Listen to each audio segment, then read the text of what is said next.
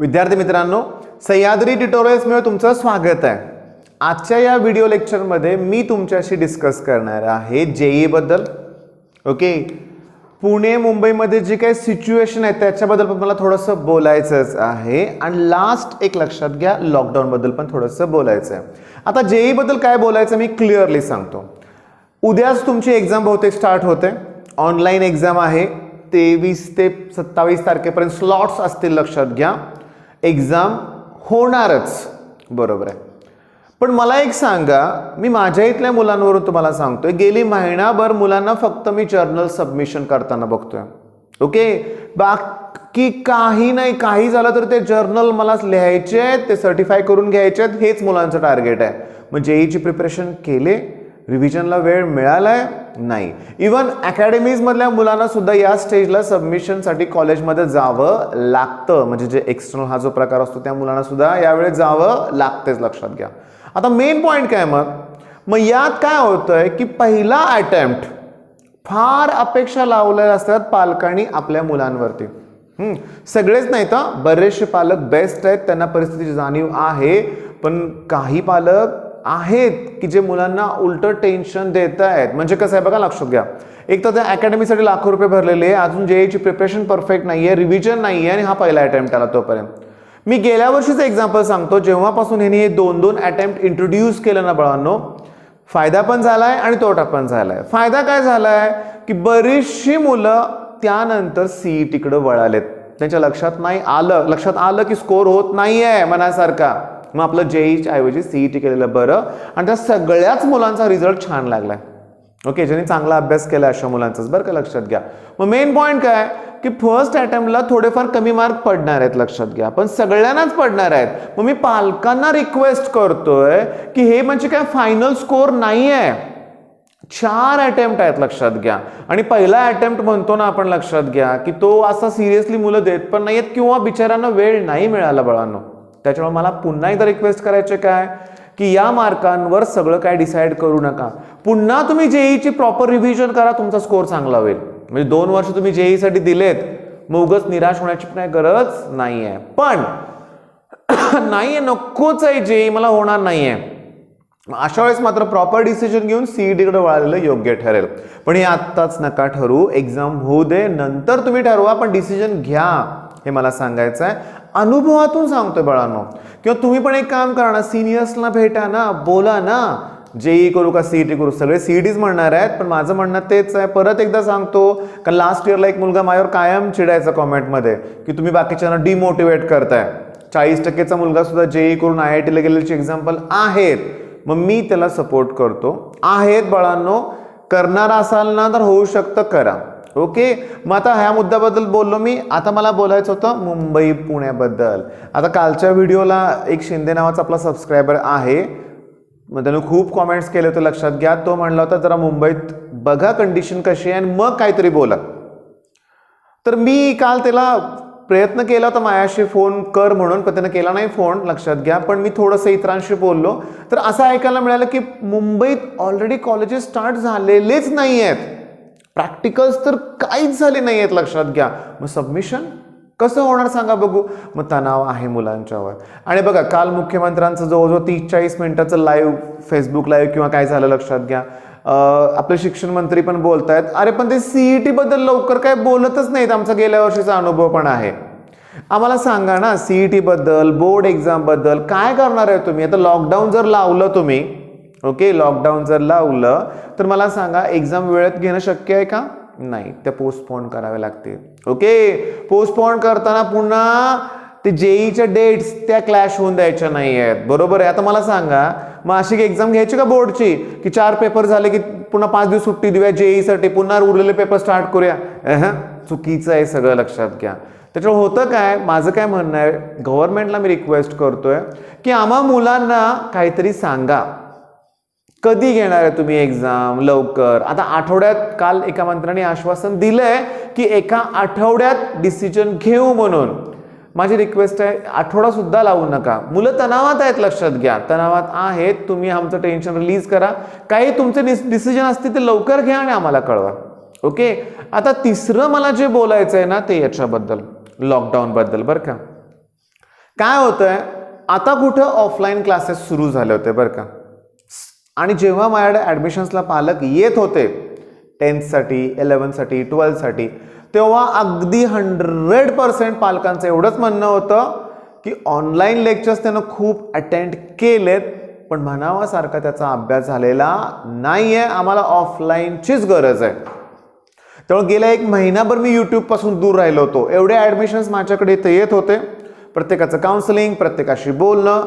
म्हणजे मला म्हणायचं काय बघा, की काही मुलांनी गैरफायदा घेतला, त्यांना मोबाईल्स मिळाले, लॅपटॉप मिळाले, काही ना लक्षात घ्या, मग स्पेशल रूममध्ये बसणं, पुन्हा स्क्रीन, तुम्हाला माहिती आहे मुलं गैरप्रकार केलाय मुलांनी, लक्षात घ्या. त्यामुळे पालकांना ऑफलाईनच हवं आहे.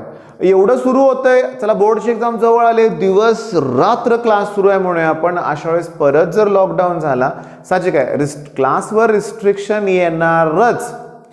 क्लासेस ठीक आहे, ते पिक्चर हॉल सुरू झालेत नाही मला माहितीच नाही आहे. त्याच्यानंतर मंगल कार्य आलं, जिथं गर्दी आहे ना त्याच्यावर रिस्ट्रिक्शन्स येणार, गव्हर्नमेंट रिस्ट्रिक्शन लावणार आहे.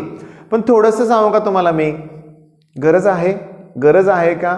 हां, याची कारणं अनेक आहेत. तुम्हाला सांगू का की 54% लोकांनीच लस घेतली की ज्यांना घ्यायची आहे, म्हणजे आरोग्य सेवक आहेत, कोरोना वॉरियर्स आहेत, त्यातल्या सगळ्यांनी लस घेतलेलीच नाही आहेत, टाळले बऱ्याच जणांनी. रिझन्स माहिती आहे तुम्हाला की लस घेतल्यानंतर ठीक आहे काही थोडा त्रास होतो, प्रत्येक लसीनंतर होतो थोडाफार त्रास, पण लोक घाबरतात, मग टाळतायत, लक्षात घ्या, काही ना काहीतरी कारण देऊन. आता जर आरोग्य सेवकच लस घेत नाहीयेत, सर्वसामान्यांनी तर ठरवलंय की आम्ही लस घेणारच नाही, मग पुन्हा भीती निर्माण केली पाहिजे लोकांच्या मनात.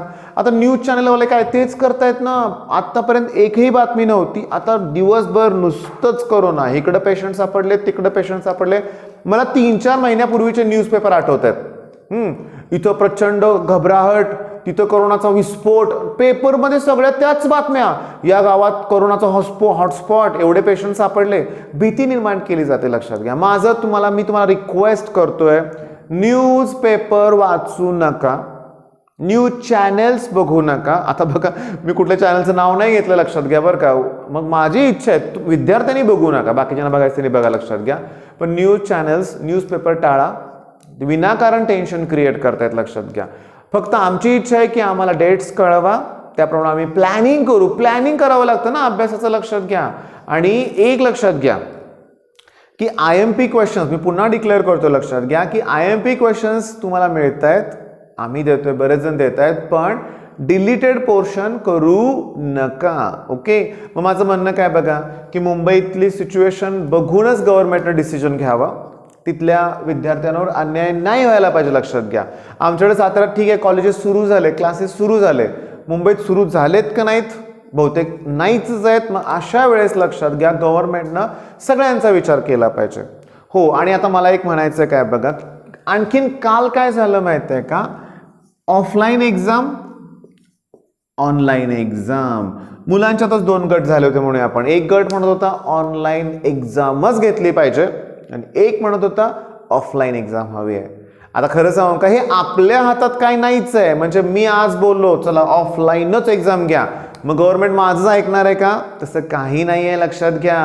मग या केसमध्ये काय होणार आहे, मग गव्हर्नमेंटच्या हातात आहे, लक्षात घ्या. आणि मी काय म्हणतो, मला एक तुम्हाला विचारायचं आहे मुलांना की बऱ्याचशा मुलांना ही एक्झाम आवडते, ऑनलाईन एक्झाम. अरे पण ऑनलाईन एक्झाम मी काल पण बोललो होतो, आज पण बोलतोय, ऑनलाईन एक्झाम काय घरात बसून द्यायची नाही आहे, तिथं सेंटरवर जावंच लागणार आहे. ओके, मग सेंटरवर जायची आपली तयारी असेल, मग ऑफलाईन एक्झाम घेणं काय अवघड आहे?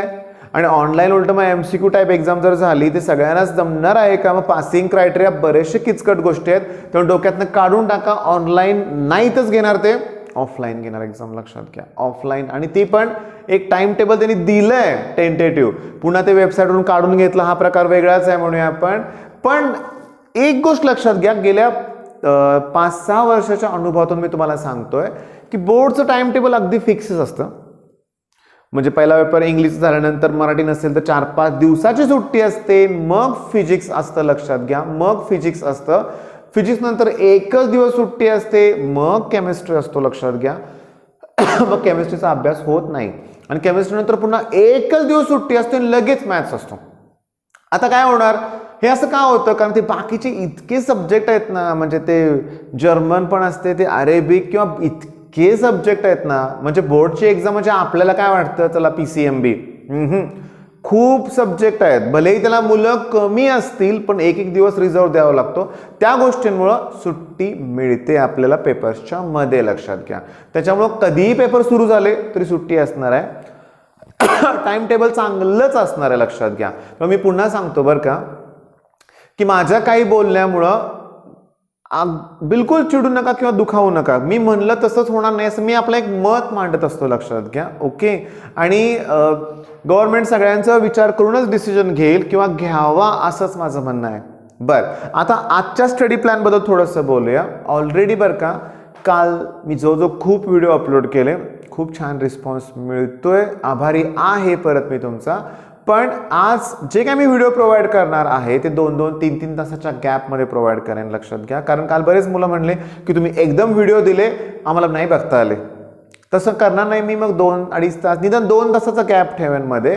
आणि एरिया अंडर कर्व म्हणजे ॲप्लिकेशन ऑफ इंटिग्रेशन मी सुरू केलंय, तो बघा. बायनॉमियल सेमीकंडक्टर म्हणजे मी काय केलंय की 3-3 टॉपिक असे सुरूच ठेवलेत, लक्षात घ्या. आणि केमिस्ट्रीचे IMP क्वेश्चन्स रोज एका टॉपिकचे तुम्हाला मी देईन बाळांनो.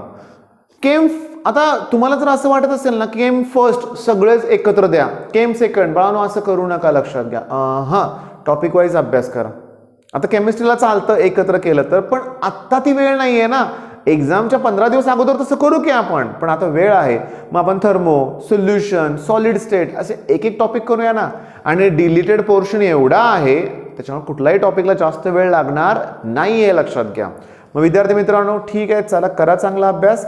चॅनलला लाईक, शेअर, सबस्क्राईब करा. बेस्ट ऑफ लक. धन्यवाद.